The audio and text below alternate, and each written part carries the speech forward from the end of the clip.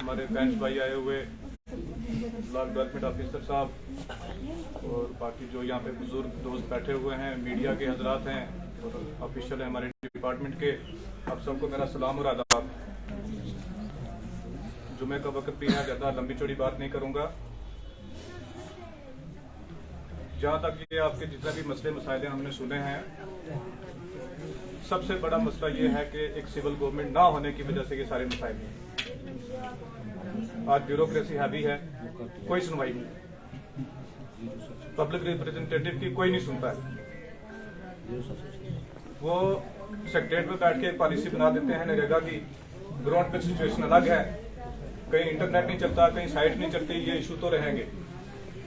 अभी हमारे भाई ने राशन की बात की कि जिस दिन राशन भी बंद हो जाएगा लोग भूखे मरेंगे, और बंद हो जाएगा और 6 महीने के बाद ये भी बंद हो जाएगा। ये चीजें हमारे पास की नहीं है, इसलिए हम हर जगह हर प्लेटफॉर्म पे यही आवाज उठाते हैं कि एक सिविल गवर्नमेंट बहाल होनी चाहिए, डेमोक्रेसी बहाल होनी चाहिए यहाँ पे, तभी ये मसले मसाइल हल होंगे। बाकी जहाँ तक बात रही पंचायती राज इंस्टीट्यूशन की, हमारे जो सरपंच हजरात हैं इन्होंने भी बड़ी मेहनत की है, पंचों ने भी मेहनत की है, ऐसा नहीं कि काम नहीं हुआ है, बहुत काम हुआ है। जो पहले फंड एमएलए के हाथ में होता था या डिप्टी कमिश्नर के हाथ में होता था, वो आज सरपंच के और पंच के हाथ में है, यानी ग्राम सभा के हाथ में। प्लान आपने बनाना है, 22-22 लाख रुपया जो डिस्ट्रिक्ट टैक्स बजट का है वो भी आपके पास है, वो प्लान भी आपने बनाना है। आपने किसी के पीछे नहीं घूमना है कि हमें ट्रांसफार्मर दो, हमें हैंडपंप दो, हमें ये रास्ता दो, वो प्लान आपने बनाना है। कल मैं खडियून पंचायत में गया था, 2 वार्ड का मैंने चक्कर लगा के देखा, इतना जबरदस्त काम हुआ होगा, मुझे नहीं लगता कि कई स्टेट में ऐसा हुआ। मोड़ा भी में मैंने देखा कि वहां भी बहुत अच्छा काम हुआ है। जहाँ जिन पंचायतों में चक्कर लगाया अच्छे काम भी हुए हैं। किसी 2-4 पंचायतों में नहीं है वर्क कल्चर, तो वहाँ क्या किया जा सकता है, एक अपने माइंड सेट को भी चेंज करने की जरूरत है, उस चैलेंज को एक्सेप्ट करने की जरूरत है। जैसे पिछले साल टेंडर प्रोसेस शुरू हुआ तो बड़ी दिक्कत आई थी हमें, लेकिन इस साल सारा स्मूथ चल रहा है क्योंकि वो एक सेटअप बन गया है, सिस्टम बन गया है। ऐसा ही अटेंडेंस का भी बनेगा, क्योंकि हमारे पास चारा कोई नहीं है। अगर हम सिर्फ कोसते रहेंगे, शिकायत लगाते रहेंगे कि ये हो गया वो हो गया, उससे मसला हल होने वाला नहीं है। चैलेंज को एक्सेप्ट करना है, क्योंकि सुनवाई नहीं है, ऊपर कोई सुनवाई नहीं है, कोई सुनने वाला नहीं है। हम जाते हैं सेक्रेटरीट, दवाई लगाते हैं वहां पे कि ये नरेगा जो है ये लाइवलीहुड मिशन के लिए है। ये सरकार हेलीकॉप्टर से ऊपर से भी पैसे बिछा सकती थी, लेकिन एक स्कीम निकाली गई, ये डिपार्टमेंट का नाम ही वेज एम्प्लॉयमेंट है कि बंदे को रोजगार देना है। गवर्नमेंट ने स्कीम बनाई कि बंदा अपने घर का काम करेगा, अपने खेत का काम करेगा, अपना कोई वो प्रोटेक्शन वॉल बनाएगा, उसको 4 पैसे मिलेंगे रोजगार के लिए। ये गरीब आदमी के जेब में 4 पैसे पड़ जाए, ये कोई टेंडर प्रोसेस के लिए काम नहीं था। लेकिन सुनवाई ना होने की वजह से डेमोक्रेसी, मैं कहता हूँ डेमोक्रेसी खत्म हो चुकी, डेमोक्रेसी नहीं है, सुनवाई नहीं है। कि ये जो नरेगा का ये अटेंडेंस सिस्टम किया, ये सिर्फ हमारी इस यूटी में ही है, बाकी मैंने कहीं नहीं सुना कि हिंदुस्तान में कहीं पे ये सिस्टम है। तो सुनवाई नहीं है, लिहाजा इस चैलेंज को हमने एक्सेप्ट करना है और उसके साथ ही चलना है।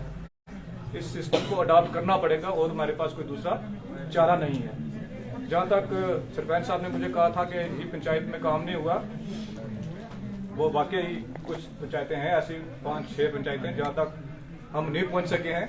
इनका गिला भी इंशाल्लाह इस बार धो देंगे। जैसे त्राला की पंचायत है सरपंच साहब की, फजल चौहान साहब की, उसमें भी इस बार तकरीबन 90 लाख की हमने रोड रखी है। और भी जहाँ जहाँ डिमांड आती है इंशाल्लाह उस पर हम काम करते हैं। इनकी रोड का भी करेंगे, और जिन पंचायतों में हम नहीं पहुंच सके हैं, जहाँ अपना कोई निशान नहीं छोड़ सके, मेरी कोशिश रहेगी कि इस आने वाले बजट में वो सारे जो गिला गुजारी है उसको धो देंगे। तो बीडीओ साहब भी बड़े एफिशिएंट तरीके से काम करते हैं, इनकी नॉलेज में जो भी आता है ये इमीडिएट एक्शन होता है इनका। तो जहाँ तक ये पेमेंट का मसला है, जो BMFI की जो दूसरे अकाउंटों में पड़ी हुई है, जो मेरी नॉलेज में आता है उस पर मैं भी एक्शन करवाता हूँ, ये भी करते हैं। इसके अलावा भी अगर मसला हल नहीं होगा तो फिर हम इसकी कोई जांच पड़ताल कराएंगे। अगर इसमें कोई बंदा या ऑफिशियल कोई इन्वॉल्व होगा, अगर कुछ ऐसा आपको लगता है, तो उसकी इतनी सारी एजेंसीज हैं, किसी से हम जांच इसकी करवा सकते हैं कि ये क्यों हुआ है, किसकी मिस्टेक है। एक रिस्पॉन्सिबिलिटी फिक्स तो होनी चाहिए ना, ये जरूरी है। पब्लिक क्यों सफर करे इससे। तो मैं अभी इधर ही बैठूंगा थोड़ी देर, जो आपके बाकी इंडिविजुअल मसाइल है वो सुनूंगा। तो जल्दी हम दोबारा मीटिंग रखेंगे, 10-15 दिन के बाद एक रिव्यू मीटिंग हो लेंगे, क्योंकि 31 मार्च सर्वे है, आपके छोटे छोटे इश्यूज हैं, कहीं बिल का मसला है, तो वो सारे मसले बैठ के हल करेंगे। तो कोई भी जब भी आपको महसूस हो किसी भी सरपंच को पंच को की मीटिंग होनी चाहिए, वो एक नोटिस वीडियो आपको देके मीटिंग रखवा सकते हैं। सर असल दिल रही है थोड़े क्या पता किन्ने आने ते किन्ने जाने ते मैं आना के जेडे 2-4 मीटिंग हो जान ना चली गल है थोड़ा ही नहीं क्या पता हमने को जेडी बात बनाई है सामने मुद्दा जेडी पॉलिसी गवर्नमेंट की आज दोबारा सत्ता नहीं आई सकती, वो हमारे बस से बाहर की बात है, पास से गल कर रहे हैं। पब्लिक की बात है, पब्लिक को उठना पड़ेगा, पब्लिक बात उठाएगी तभी होगा। आज सुनो एक बात की मेरी सुन लो। आज कहते हैं कि वो जमीन का ऑर्डर हुआ है लैंड रिट्रीव करने का, बड़े बड़े जो एमएलए हैं मिनिस्टर हैं उन पे हाथ डाला जा रहा है। क्या पब्लिक उनकी सपोर्ट में खड़ी हुई है? पब्लिक बोली है? वो लीडर कौन है? वो एक हमारे आगे फेंसिंग है, एक बाढ़ है, जो फसल के आगे बाढ़ होती है ना, उस बाढ़ को हटाया जा रहा है। जब वो फेंसिंग, वो दीवार, वो बाढ़ हट जाएगी फिर फसल को खाया जाएगा। इसलिए पब्लिक को भी जागने की जरूरत है, पब्लिक को खड़ी होने की जरूरत है अपने रहनुमा के साथ। अगर चौधरी जुल्फकार के खिलाफ एक्शन हुआ तो आप में से बोला कोई यहाँ पे? कोई नहीं बोला। 10 साल उसने आपकी खिदमत की है ना यहाँ पे, बोला कोई? इसलिए ये 2 वे प्रोसेस है। आज अगर उनके खिलाफ एक्शन हो रहा है, यहाँ से कोई नहीं बोल रहा है, कल जब गरीब आदमी के खिलाफ एक्शन होगा उधर से भी कोई नहीं बोलेगा। इस चीज को ध्यान में रखना चाहिए। शुक्रिया बहुत बहुत। सर एक मैं रिक्वेस्ट करूंगा जितने मेरे सरपंच इंतजाम हैं कि जब हम एक दूसरे के नंबर ले लेंगे, हम ठीक कहा वीडियो साहब ने अच्छी हिदायत डाला कि